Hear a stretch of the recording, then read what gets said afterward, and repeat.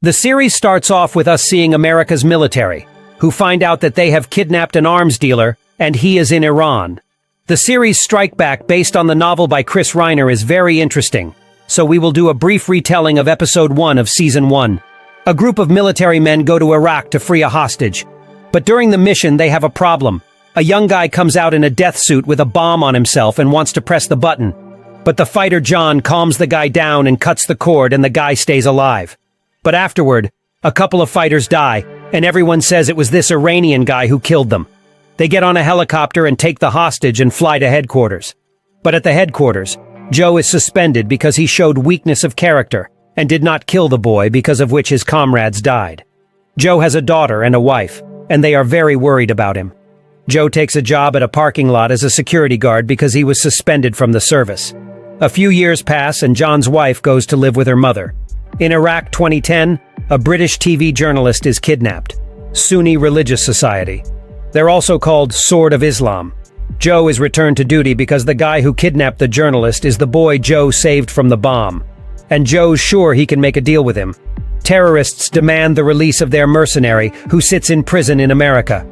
They prepare him for the mission, train him, and also set him up with a beautiful nurse to raise his fighting tone. They have a love scene. Joe goes to Iraq and goes undercover and sneaks into the terrorists' headquarters. And soon he takes a hostage and he takes him to where the journalist is. He pretends he's unarmed and they put him in a room with the journalist. Then he tries to get the girl out, but they cut off her hand because the government has offered money, and that's offensive to Muslims. And they say they don't want their blood money. Joe manages to get out of the trap with a knife he's hidden in one place. And he cuts the rope and tries to escape.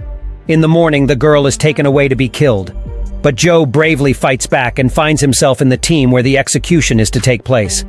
The guy Joe saved from death long ago was standing in that room and saved Joe and the girl. They drive off in a car into the desert, but the Iranian police chase them and try to catch them. Joe makes contact on the cell phone the guy gave him, and he's calling for backup. The helicopter is close and they need to hold out for 3 minutes. The helicopter arrives, but the commander-in-chief says not to take the guy from Iran, because he could be dangerous. So they leave him on the ground and take the helicopter away. But before they flew away, the guy managed to tell the journalist that it was another American military man who killed his friends, not him. And now Joe realized that it was a plan to take the lead in the service and get rid of Joe. At the end of the series, Joe is offered to return to the service because he saved the hostage and is ready to work for the American authorities again. The sequel follows.